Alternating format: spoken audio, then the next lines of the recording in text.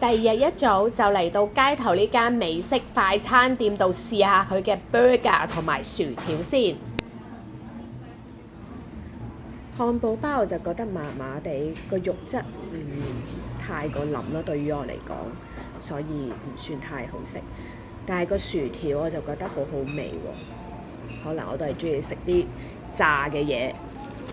食完我哋就過返對面商場正門門口，準備搭巴士今日嘅旅程。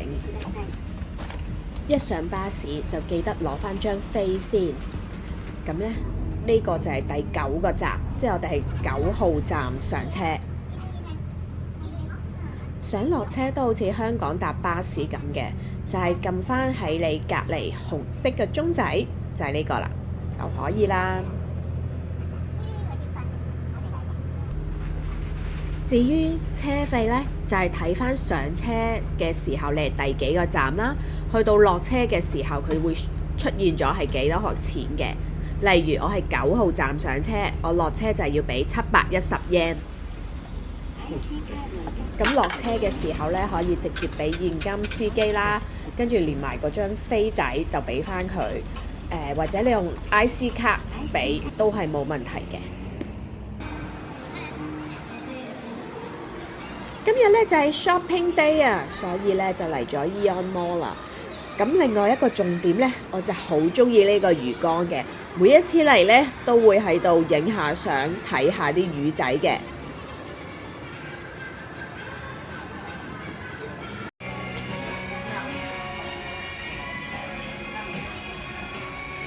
好啦，我去行街 shopping 先，一陣間再見啦。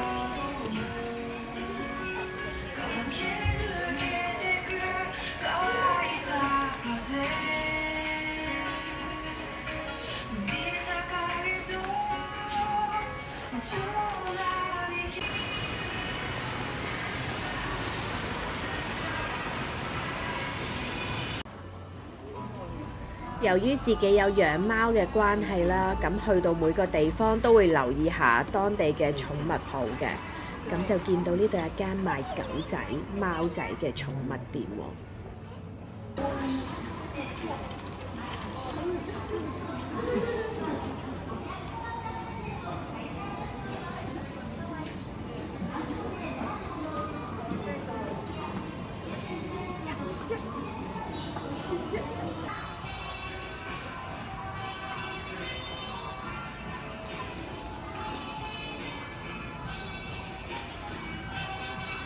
而隔離呢，就係一間好大間嘅寵物鋪啊，真係好多好多玩具，忍唔住要買啲返去俾我2隻豆豆啊！然後隔離仲有診所喺度啊，真係好方便啊！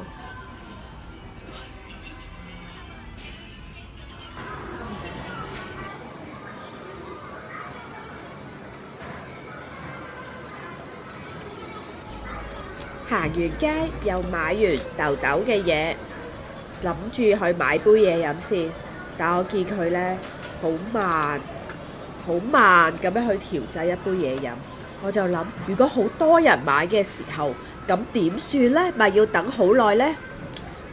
跟住我就冷靜落嚟，香港人慢慢來。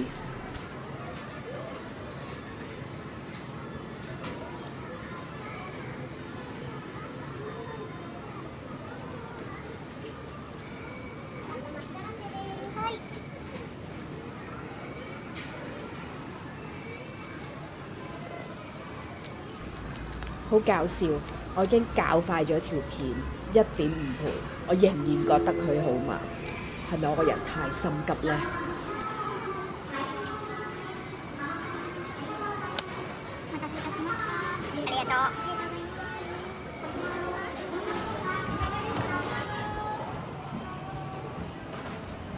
買完嘢飲，梗係要買返少少嘢食先啦。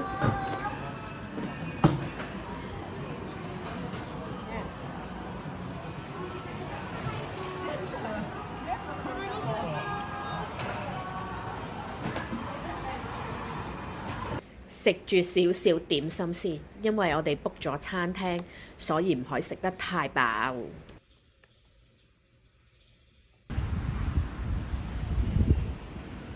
冇錯啦，我哋今晚就係 book 咗呢間餐廳食飯嘅，我哋 book 咗5點半，應該係最早嗰個 time lock 嚟嘅，應該冇乜人同我哋一樣咁早啦啩。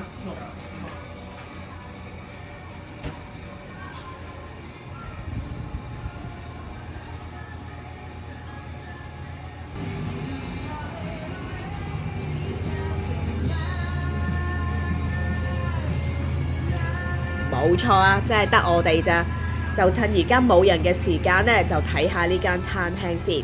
佢嘅設計都好特別嘅，全部都係一個個嘅木桶，而分咗2層。上高嗰層呢，就會坐喺啲木桶嘅入邊。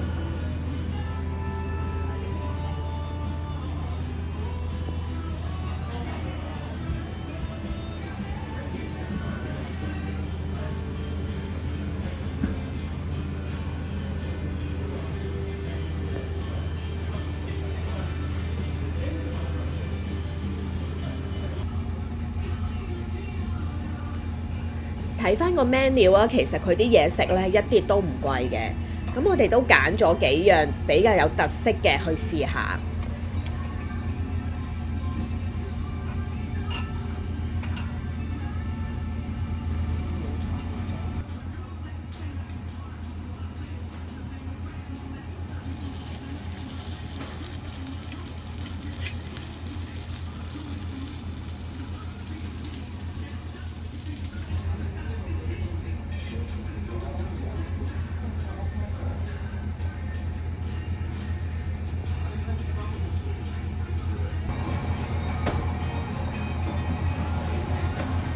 我想講呢個炸生蠔真係好好食，佢除咗個本身生蠔好厚肉之外呢，佢出邊嗰個汁呢，令到佢呢更加加分。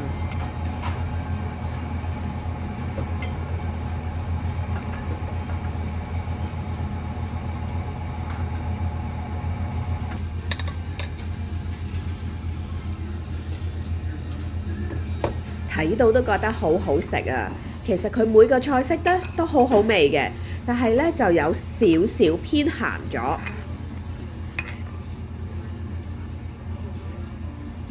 調翻轉咁講，如果中意食濃味嘅朋友呢，呢啲全部都好啱你嘅口味。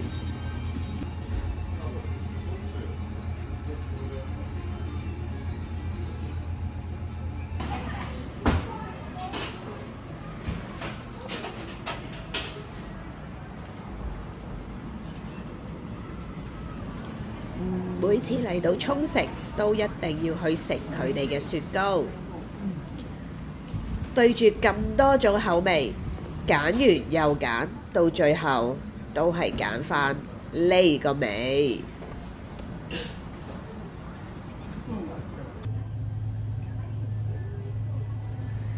另一個一定會做嘅就係去超級市場買壽司刺身返酒店食啦。無論食到幾飽，都一定會去買㗎。等我慢慢揀下先。今集係咁先，拜拜。